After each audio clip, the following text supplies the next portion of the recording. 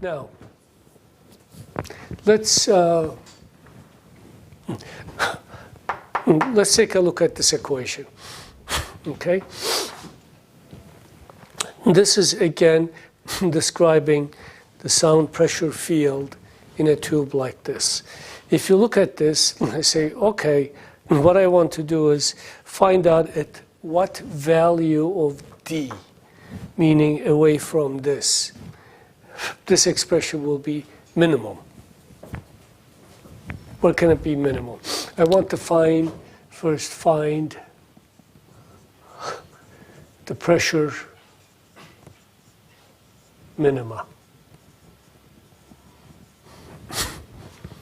Right? Because waves go and come back and they have some interference effect. And how would you find that?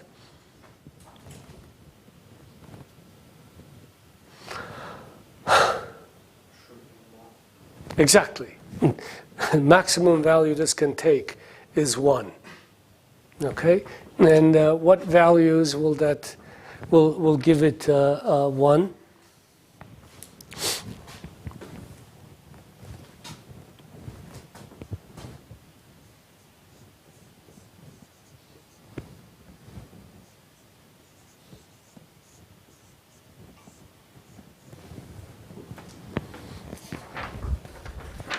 They should be integer multiples of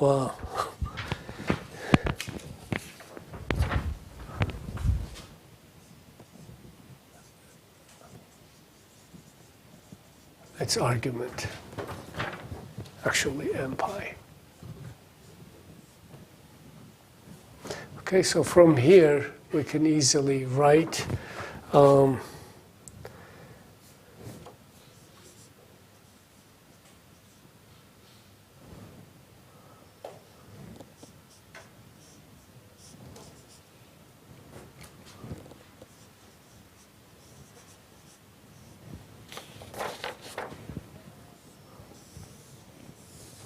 and the value and the minima, this is where they are, but the value of the pressure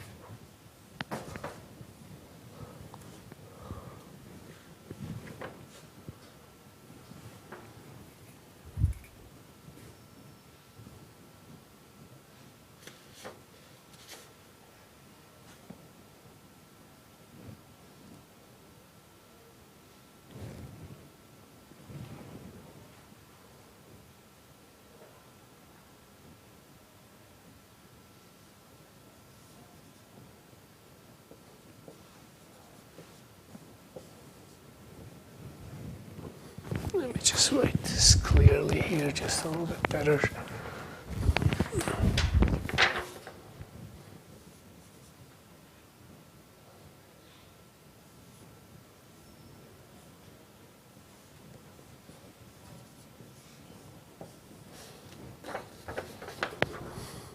Okay. How would we find the maxima?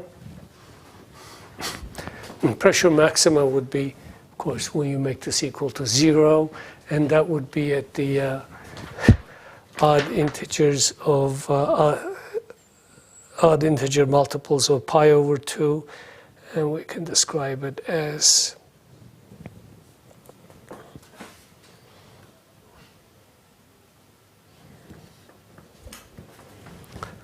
actually, let's see now.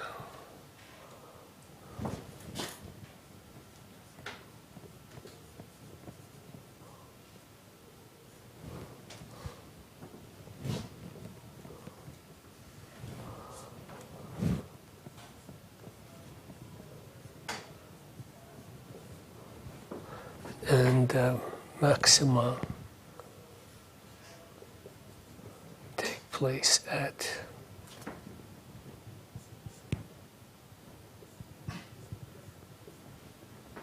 something's not right here.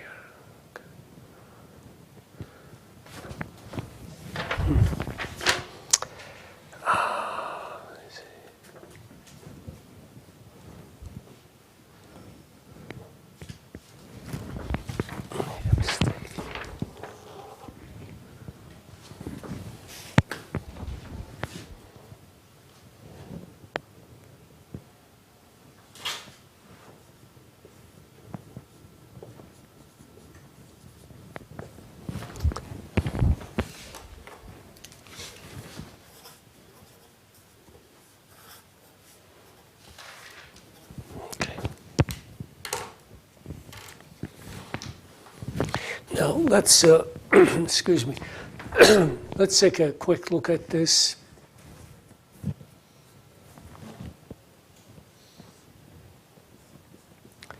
If there are no losses,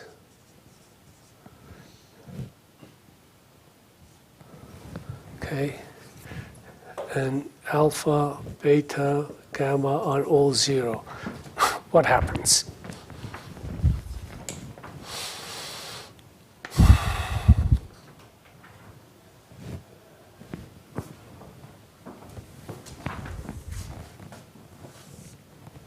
Then P minimum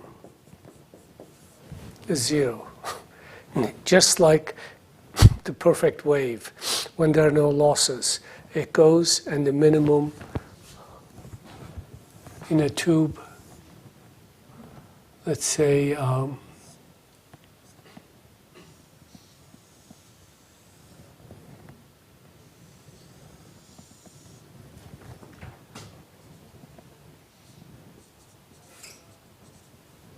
okay, sound pressure is zero. In this case, however, okay, I will use a little red pen.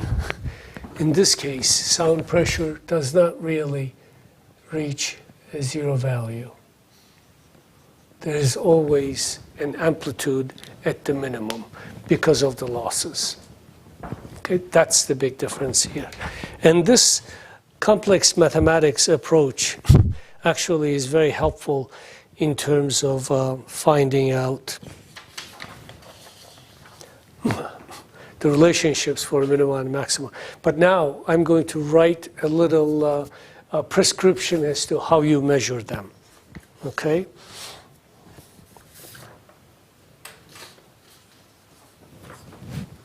So let's see.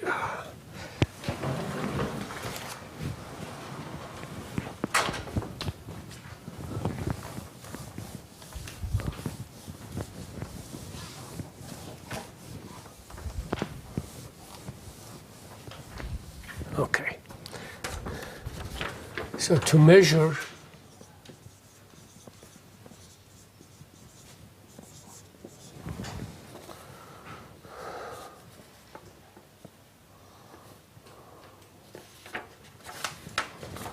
one, determine the spacing.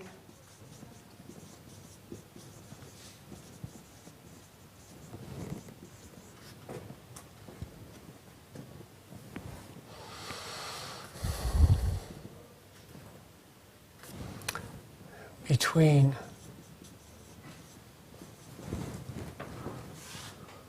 determination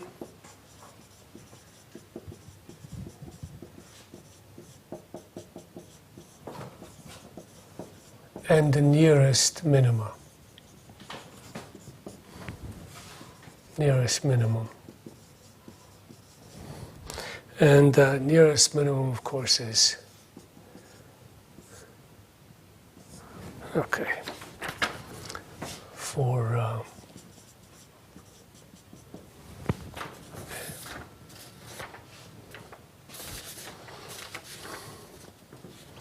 the spacing gives us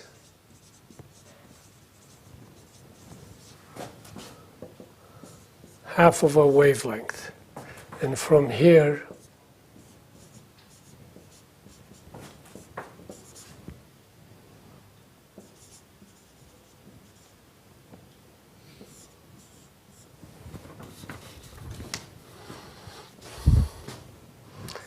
then the value of gamma is determined. This is number 2. It's determined by measuring pressure at 2 successive minima. For example, at n and n plus 1. And if we do that, let's see.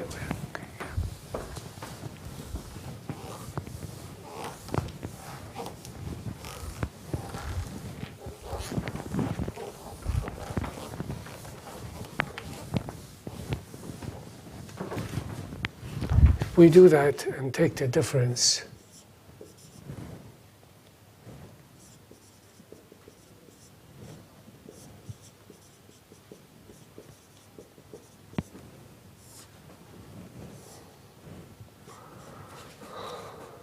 the difference will give us a relationship between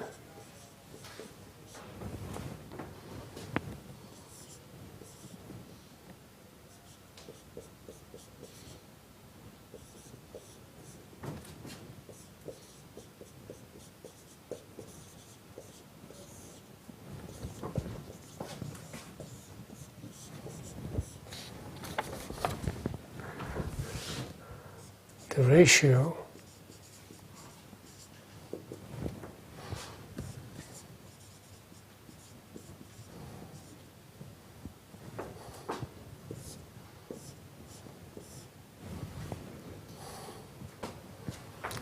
this is absolute values, the difference in the absolute values.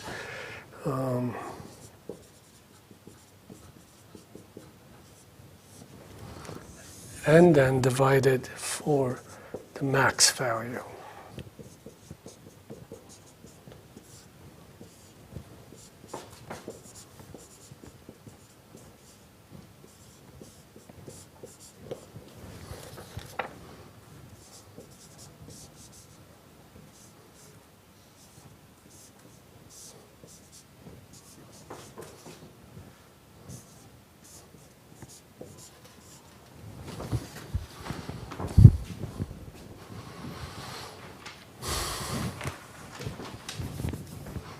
Once you write it, let me explain what that's all about.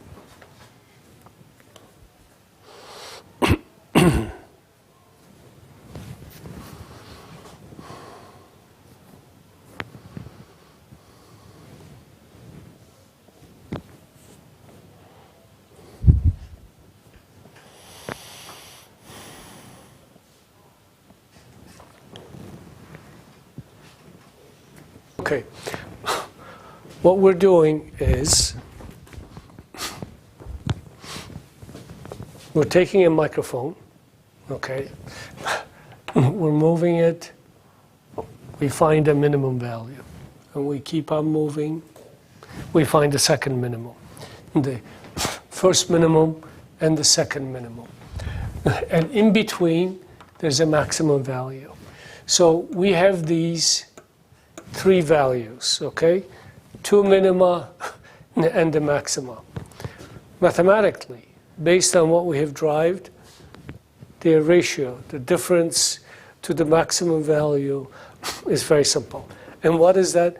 Wavelength and the losses in the system, gamma, across the pipe. As simple as that. And you can see why that becomes very important. If the loss is so small, by the way, here's something that you should keep in mind. In acoustics, we talk about large, small, far field, near field, low frequency, high frequency. They're all relative. They're all relative with respect to some wavelength, some frequency perhaps. In this case, when we say very small, we're talking about with respect to the wavelength, meaning with respect to a frequency. So a value of loss may be considered to be very small at one frequency, but not so at a higher at a different frequency. Okay, so if this value, if the smallness is satisfied, then you can say that, in fact, this ratio is roughly equal to this. But if this is not satisfied, then you use this original relationship. And once again, what you're doing is you're taking a microphone, and in fact, these measurements are usually done with a very thin pipette, in front of which is a tiny little microphone, so that that little pipe does not disturb the acoustic field. And you start moving it, okay? You start pulling it out, and either you look at the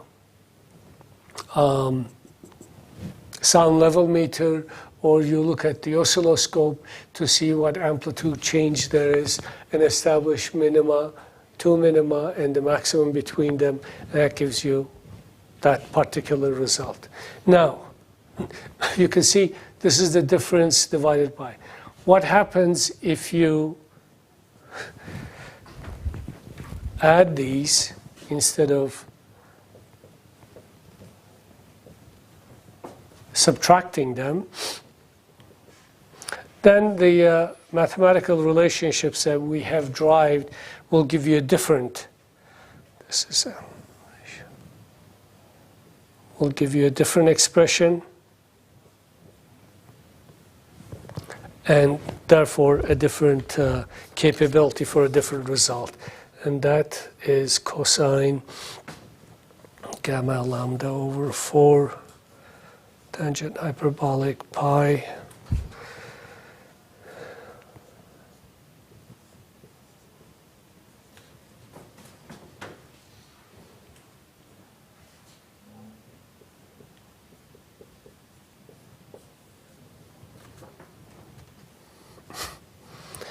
you can see that from that different ratio, you can obtain alpha L numerically. Let's recap what we did.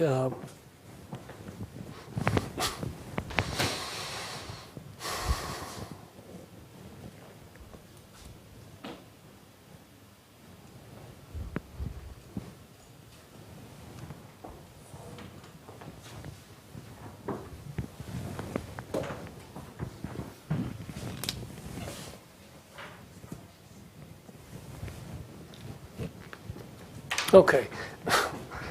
In the last 1 hour, what we did was write the wave equation in a different form. Okay. Usually we write it as e to the ikx minus or plus e to the ikx cosine, but now we wrote it in terms of hyperbolic functions. Okay. That after maybe a complicated derivation, it gave us at the end relationships that actually allows us to make measurements to understand or to determine what the material properties are, what losses are in a waveguide. As simple as that. That's all we did. And I'll get you some homework problems that will help you review these and develop them further. Do you have any questions about these? Lots of mathematics for good measurement results. No? None? Okay.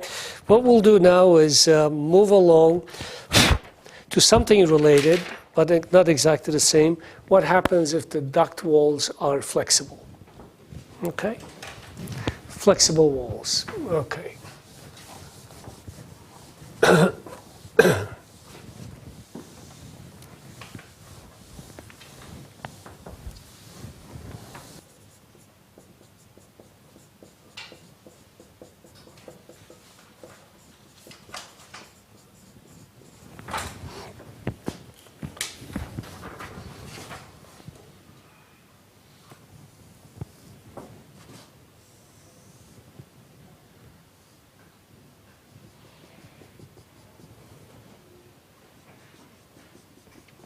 The dotted lines suggests the flexibility of the surface, of course. And they can also flex to the inside, so it just vibrates back and forth. Ability to vibrate back and forth, okay?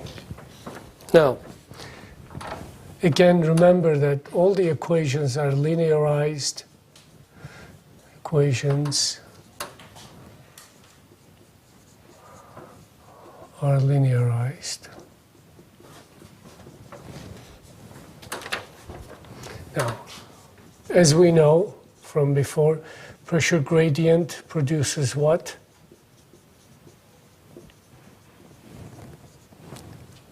Acceleration of the fluid, right? So we have, this is something that we use for boundary conditions also. A change in pressure produces that. And the velocity gradient, on the other hand, produces compression or rarefaction, okay, contractions. And these you have from a few weeks ago when we developed these wave equations.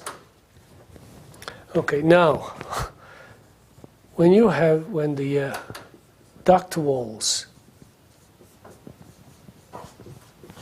are flexible,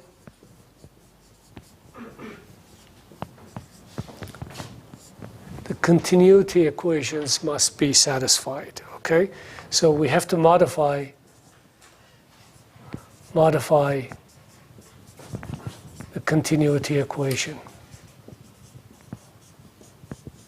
because the area is no longer constant, cross-sectional area. Okay, so the rate of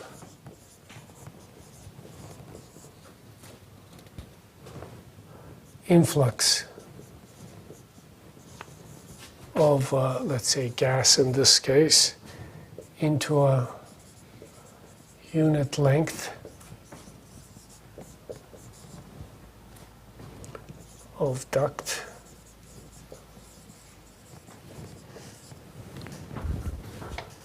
causes a change in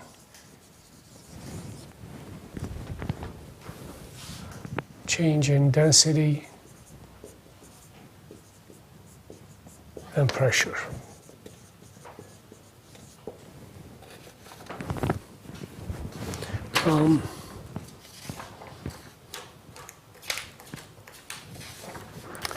Remember, for rigid walls,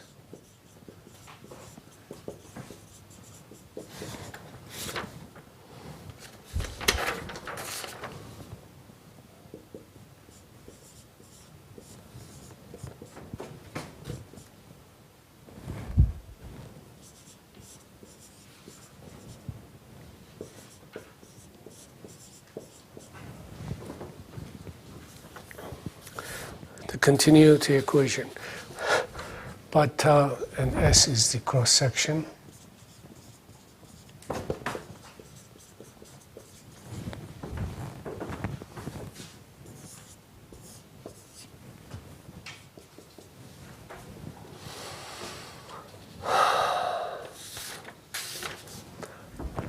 And velocity is S times particle velocity. So for flexible walls,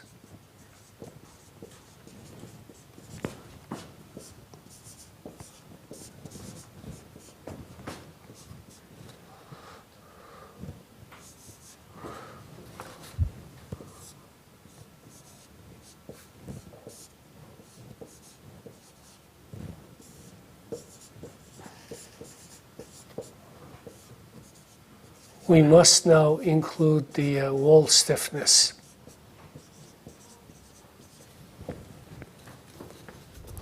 Okay, and wall stiffness we can say is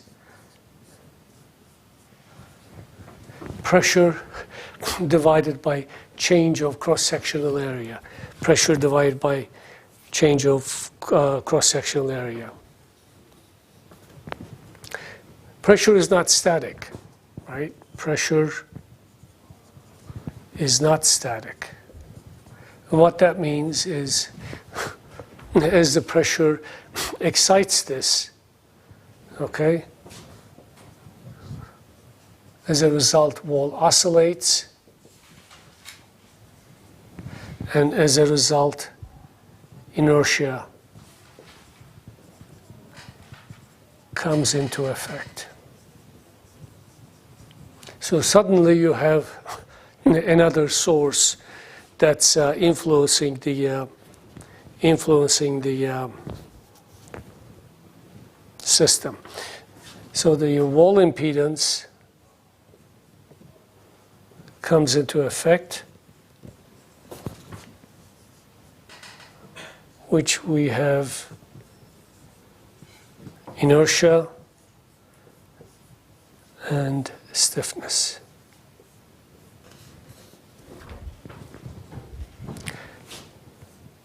So instead of just the wall stiffness, we include now the complete impedance of the system to make it complete.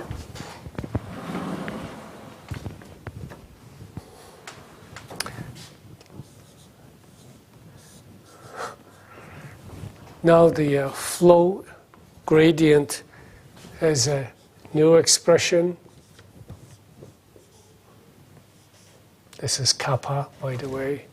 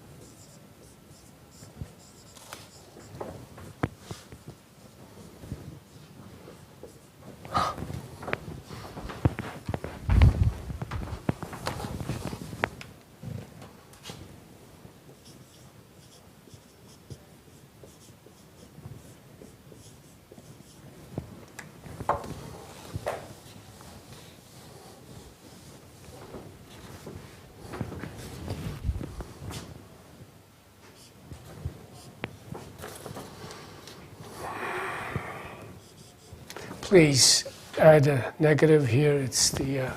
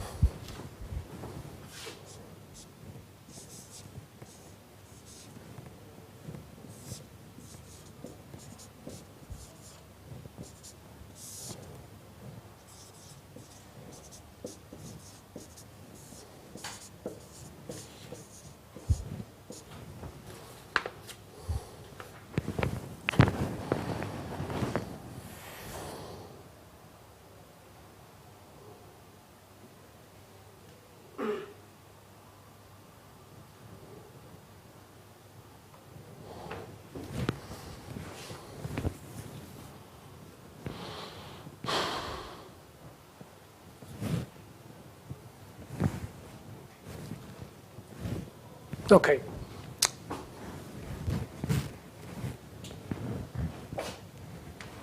Let's just look at it for a quick second.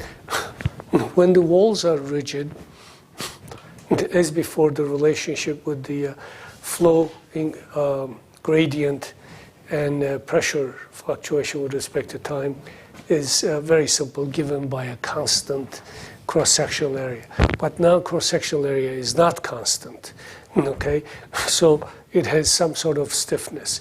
If that's the case, that stiffness, or this is the admittance inverse of the stiffness, you add it to the compressibility. But now we're saying that it isn't just the compressibility effect. You have a wall that's moving. It's not a membrane. If it were a membrane, its inertia may not be important. But now it has its own inertia. And then instead of Kw, we now utilize the full impedance of the walls. Walls have stiffness. If you push it, it comes back. Okay, it also has a certain amount of mass. If you substitute the full impedance instead of just the stiffness and make appropriate substitutions, omega 0 here is stiffness of the wall divided by its mass per unit length. So it gives a resonance value, okay? At a certain frequency it resonates. And so this is the wall resonance. We go back, we take kappa or rho c square, 1 over rho c square out, and then we repackage it, if you will. And you have a little expression here that adds to the resonant frequency, okay? If you look at this expression now, that actually is an added resonant frequency due to the stiffening of the air, okay? Because it's like a balloon, okay? The membrane is not very stiff when you don't have air in it.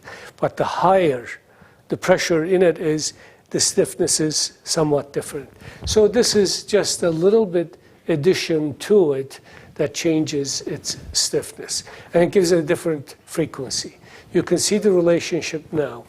And in fact, the gradient now can be 0 if these two are, the frequency of the sound that's coming in is equal to this new frequency, or it could be very large at a very close value.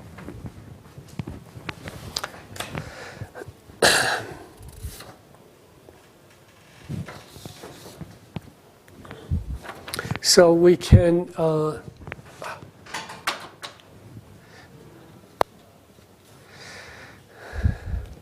let's see. Originally we had yes. What we have that's different, this is the difference compared to the rigid-walled tube.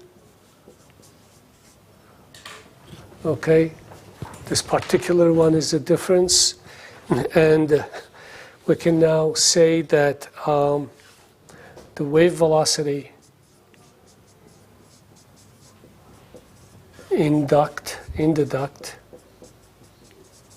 is modified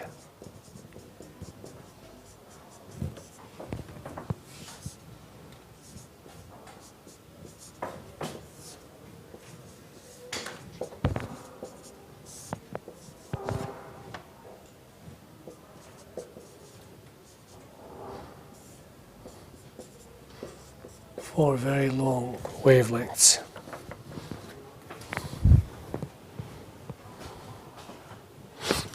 In other words, this is very, actually, it reminds me of an application.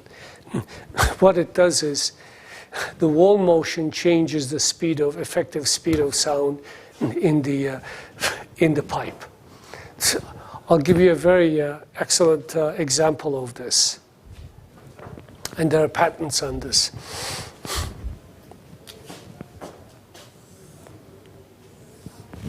When you have a pipe, for example, hydraulics. Okay, you have a hydraulic pump.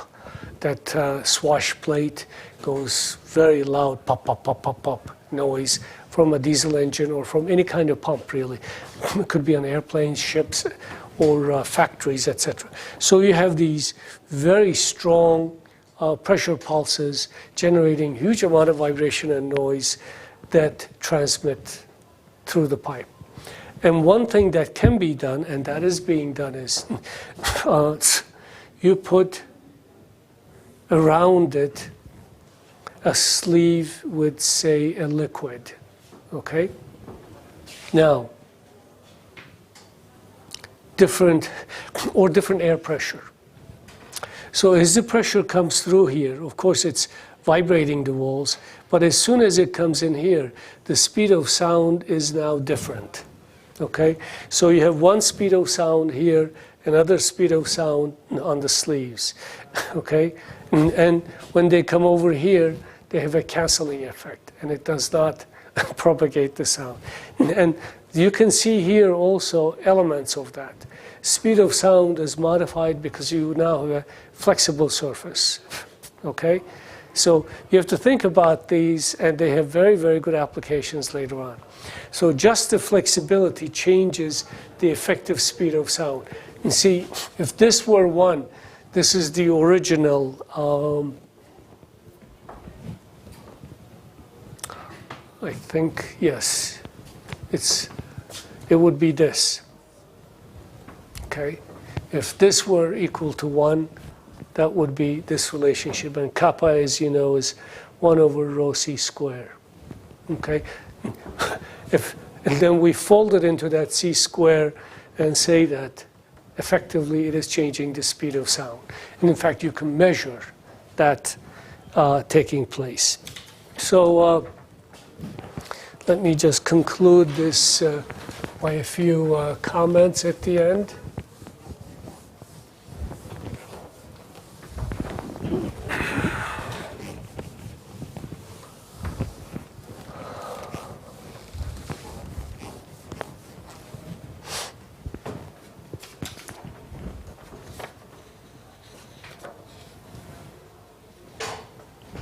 Okay, let's just summarize. As omega increases from 0 to the resonant frequency,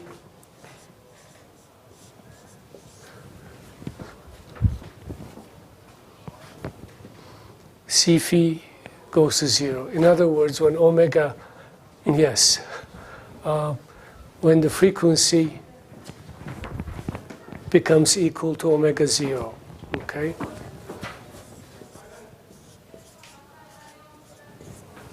What happens then? Where does the energy go?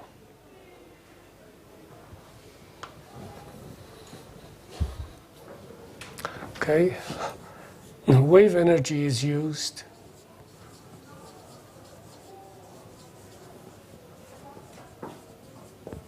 entirely to excite the lateral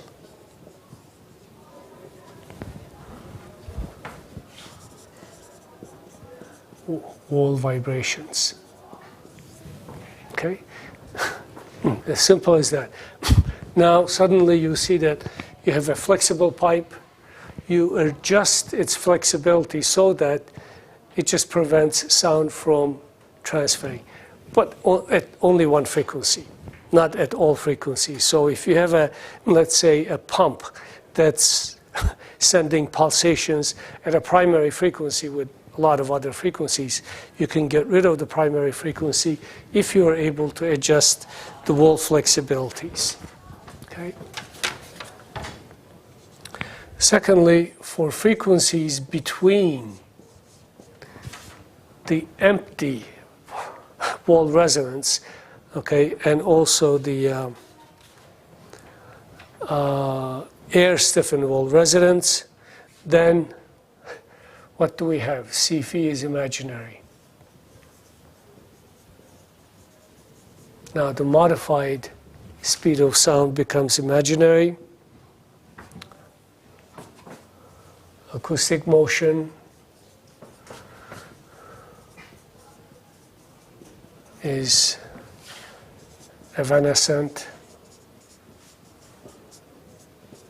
strongly attenuated.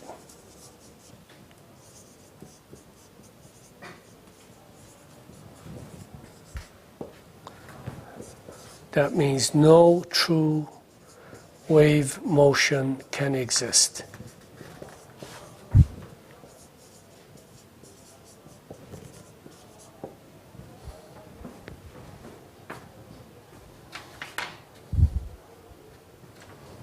And lastly, if omega is larger than omega 1, of course, now we have supersonic speeds at higher frequencies. And as omega goes to very, very high frequencies, it reaches the speed of sound. All right.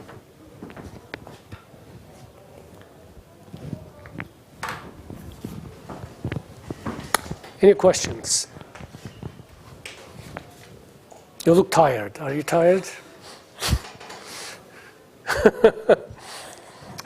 What have we learned today? Give me a quick summary. What do you think you learned today? I think we learned about modes. Modes? Mm-hmm. We learned about flexible walls. Flexible walls, okay. Wave equation, how the constitutive equations change. Yes, mm-hmm, exactly. We learned about complex wave number. Yes, complex wave number and expressing the pressure field or the acoustic field in complex terms. A couple of lectures ago, we talked about wave equation, how we derived wave equation. And then we came back and we used part of that now. Because always in these derivations, there are assumptions. And so you cannot apply them to all conditions. This is true for all aspects of engineering, okay? You need to know the assumptions behind the derivations of certain equations.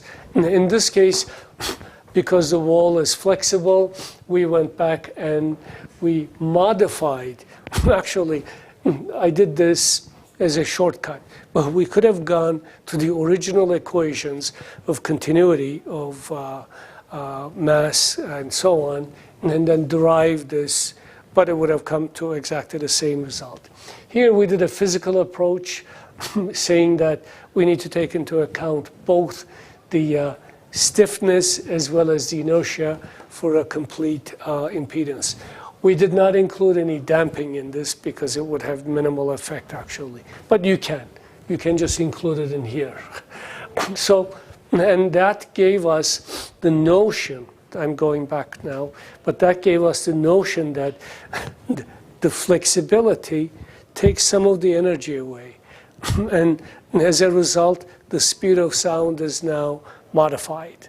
And in fact, you can modify the speed of sound to play with how much sound will be transmitted and so on. Earlier, we spent a lot of time on deriving complex equations and with the express purpose of how we would be able to use very simple expressions at the end for measuring properties of materials.